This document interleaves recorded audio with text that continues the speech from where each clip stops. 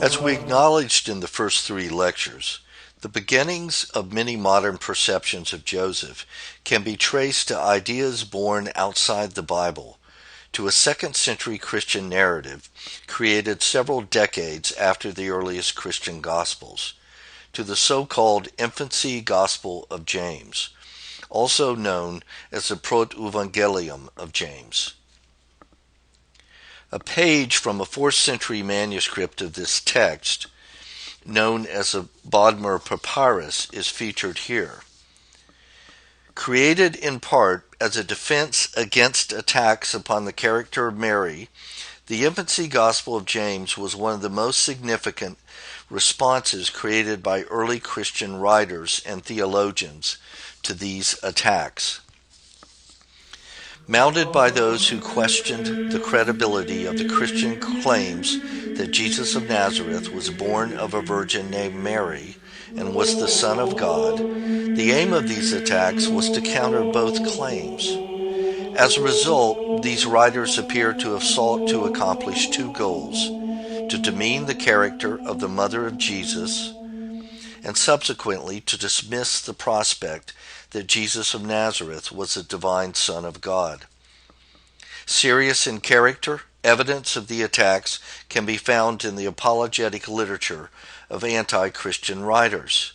The scholar Raymond Brown summarizes these attacks in a reconstruction he created based upon the writings of the late 2nd century pagan philosopher Celsus, who participated in these attacks upon the divinity of Jesus and the virginity of Mary.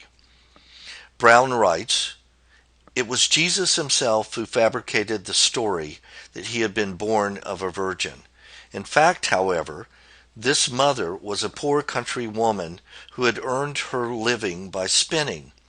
She had been driven out by her carpenter husband when she was convicted of adultery with a soldier named Panthera. She then wandered about and secretly gave birth to Jesus. Later, because he was poor, Jesus hired himself out in Egypt, where he became adept in magical powers. Puffed up by these, he claimed for himself the title of God." From a Christian perspective, this characterization consisted of false accusations and fanciful fiction. Thus, not surprisingly, Christian writers responded to these attacks in a variety of ways. One of the most notable is found in this later narrative of the Infancy Gospel of James. However, from the perspective of most scholars, there are at least three major differences between the Infancy Gospel of James and the earlier Christian Gospels. First, the Infancy Gospel of James claims to be authored by James, the brother of Jesus, an impossible claim in light of the narrative's later 2nd century date. Second, this Gospel of James has a very different focus from earlier Christian texts, for its primary focus is upon the life, virtue, and virginity of Mary. Third, this narrative also claims to present many new facts and details about the lives of Joseph and Mary. Proof of this can be found by the numerous times these new facts and details are incorporated and represented in both artistic compositions that focus upon Mary's childhood and youth, and in images of her marriage or association with Joseph.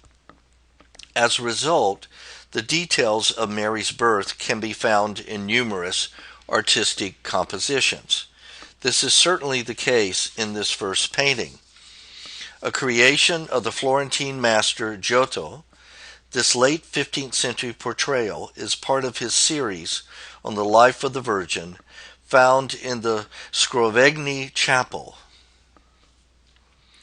It is also the case in this next portrayal of the birth of the Virgin Mary, painted by Pietro Lorenzetti in the mid-14th century.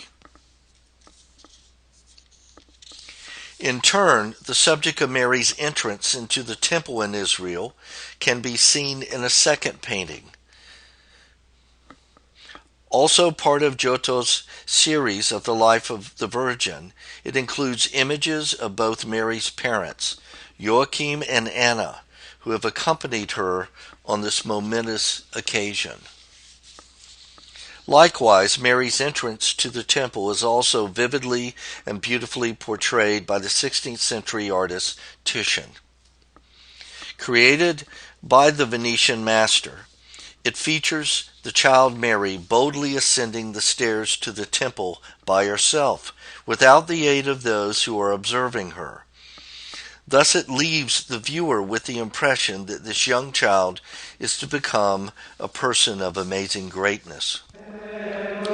Further evidence of the influence of the Infancy Gospel of James and its effect on the perception that Joseph was considerably older than Mary is also seen in many paintings and images that recount the spiritual marriage of Joseph and Mary at the beginning of Mary's relationship with Joseph.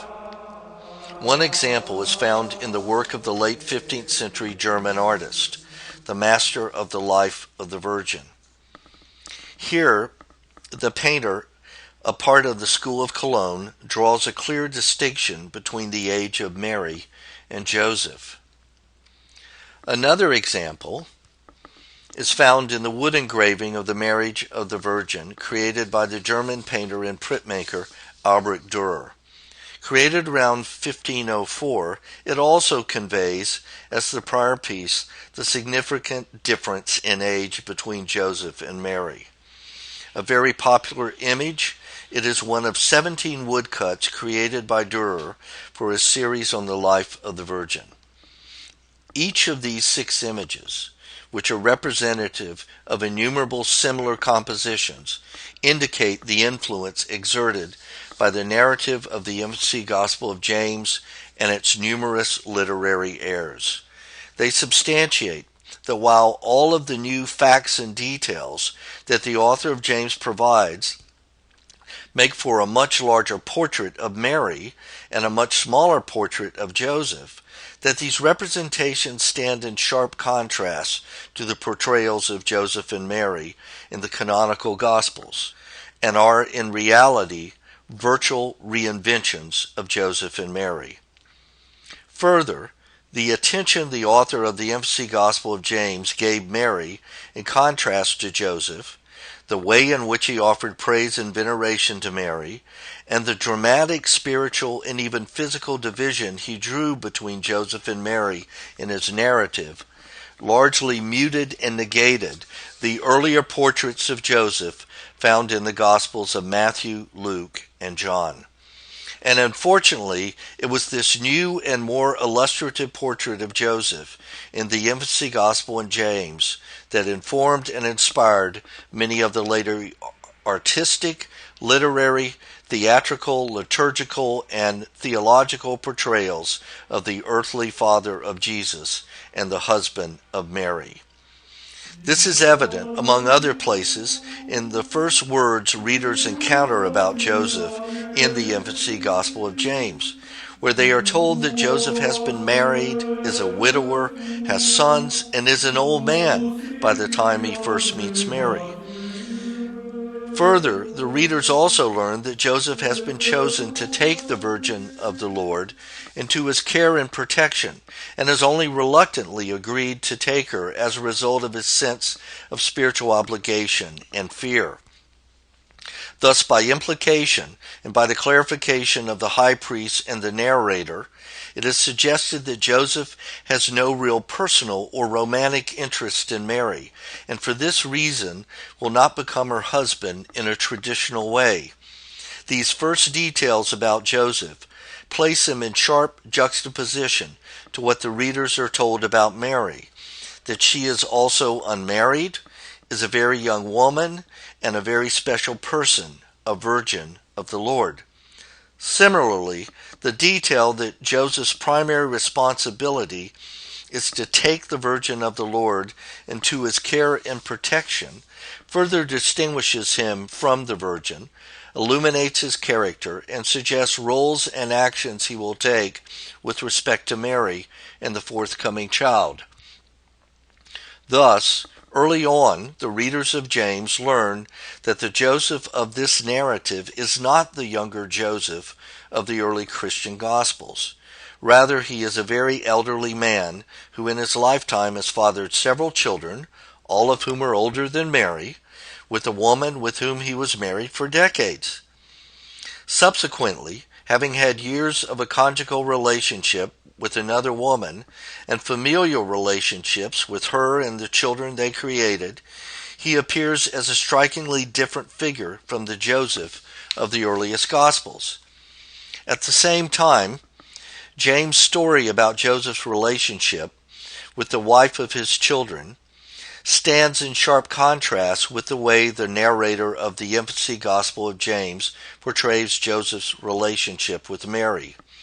According to this narrative, they do not unite with the express aim of becoming a couple or establishing Joseph's role as the father and protector of Jesus.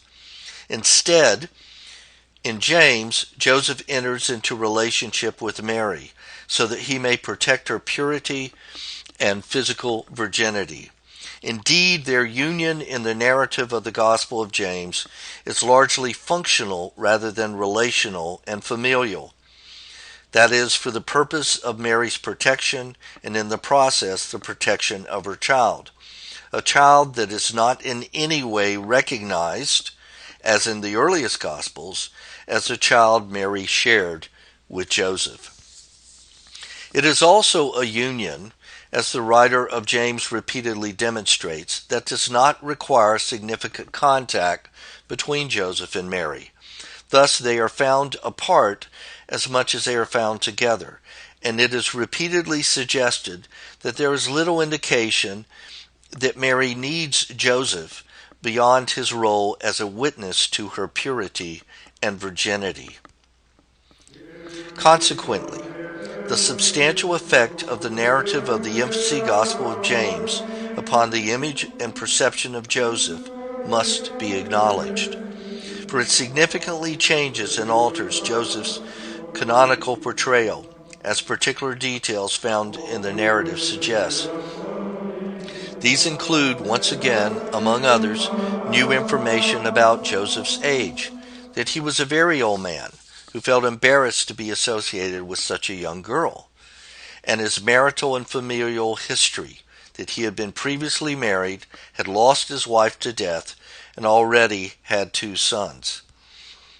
They also include new information about the history of Joseph's relationship with Mary, that he had known her since she was 12 and had taken her from the temple and been responsible for her care and protection and was her caretaker and guardian, not her husband. They also indicate that from the perspective of this narrator, Joseph's primary roles with respect to Mary and the child are those of caretaker, protector, and witness, as was highlighted at the time of Joseph's reception of Mary. At those times, Joseph's presence, observation, and response confirm Mary's key characteristics, especially her purity and virginity. Thus, the narrator of the Infancy Gospel of James distinguishes his portrayal of Joseph from Joseph's representations in the canonical Gospels by, among other things, drawing very significant distinctions between Joseph and Mary. This is ultimately demonstrated by the fact that the outline, organization, and content of the Infancy Gospel of James, with its heavy emphasis on the birth and childhood of Mary and her virginity and purity, suggests that the primary concern of the narrator is to offer veneration to Mary.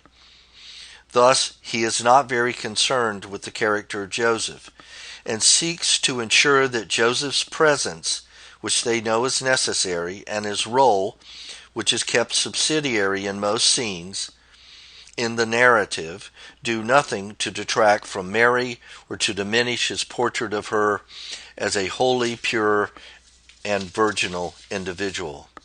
Consequently, the contrast between the portrayal of Joseph in the earliest Gospels and that found in the Infancy Gospel of James is striking.